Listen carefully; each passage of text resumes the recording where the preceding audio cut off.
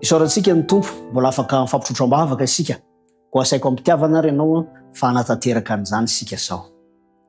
Rainy tsara indrindra izay any an-danitro fisaorana trano no atolotra ianao. Ary mangataka koa zay asan'ny fananao masina mba hanananay famelan-keloka avy aminao, fahatsapana fa miaino zao vavaka zao ianao.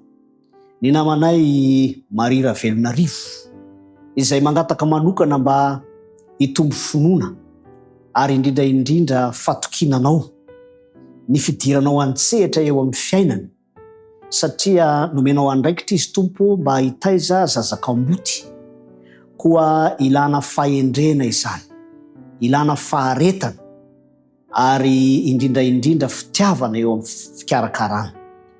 Koa tehirizo ao aminao zany mpanomponao zany, ao amin'ny fanoloran-tenany, dia ataovy mahita fifaliana izy amin'ny adidy izay napetraka ao aminy. Ho vavolombelona ny fahatsaranao ny fiainany tompo, ahafahany ihany koa mitombo eo amin'ny fiainana izay afaka manampy ny hafa. Fatonoana ny vavaka ao amin'ny anaran'i Jesosy Kristy. Amen.